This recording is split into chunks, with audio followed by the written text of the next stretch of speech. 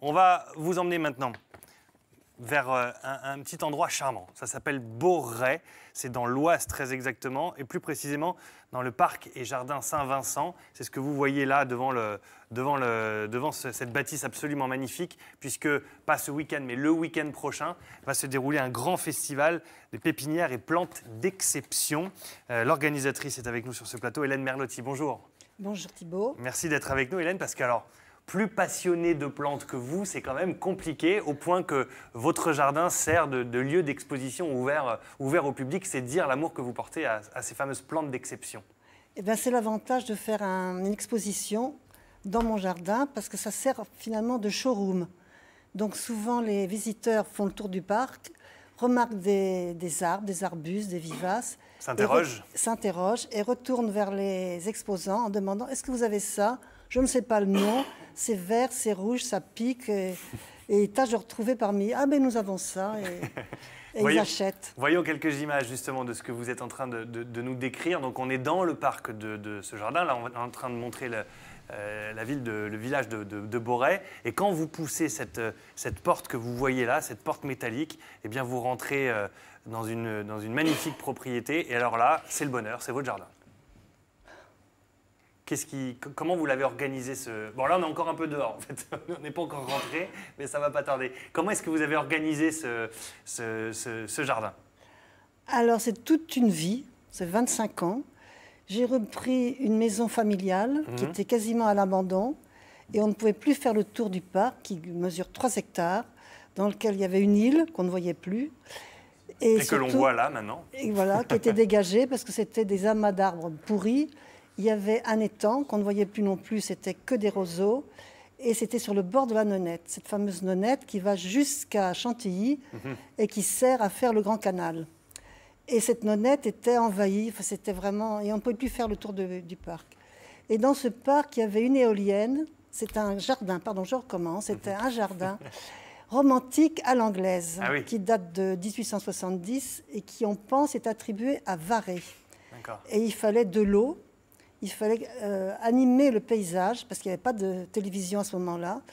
Donc, on allait voir l'eau, l'étang, il fallait une source, et nous avons une éolienne, qui était une éolienne Bollée, qui a été mise en 1873, qui servait à monter les sources dans les écuries. Et du coup, ce jardin, voilà, il est organisé avec des petites parcelles sur lesquelles la cinquantaine de pépiniéristes va venir proposer un petit peu leurs plantes, vraiment leurs plantes d'exception. Voilà, exactement. Et ça, c'est en 25 ans. Le travail a quand même été fait en 25 ans. Qu'est-ce qu'on appelle une plante d'exception? Là, ce qu'on voit à l'image, c'est des plantes, bon, pour la plupart d'entre nous, ça ne nous parle pas forcément, mais qu'est-ce que vous appelez et considérez être une plante d'exception? Alors, une plante d'exception, ce n'est pas forcément une plante qui vient d'un climat bizarre, flamboyante, exotique. Une plante d'exception vient en général d'une pépinière d'exception. Parce qu'un pépiniériste, c'est un artisan qui prend sa plante depuis le semis, repliquée, replantée, taillée selon des codes, et qui à ce moment-là le propose à ses clients, qui à ce moment-là sont sûrs d'avoir une plante qui a été mise dans un bon terreau, alimentée, arrosée, taillée au bon moment et qui peut présenter. Mais ça peut très bien être une plante tout à fait banale. Ça peut être une pivoine, ça peut être une plante... Une rose. Alors la rose, ça peut être une rose. Et la plus belle des roses, c'est une rose... Parce que les pépiniéristes servent aussi à faire la transmission. Et la plus belle des roses, c'est la rose cuisse de nymphe. Elle ne s'appellerait pas Alice? Non, non, c'est cuisse de nymphe. Et sa fille s'appelle cuisse de nymphe émue. Et c'est une rose qui date de 1850. Elle a un parfum extraordinaire. Elle pousse comme un champignon. Elle a un petit défaut, c'est qu'elle n'est pas remontante. Mais au printemps, c'est une merveille. D'accord.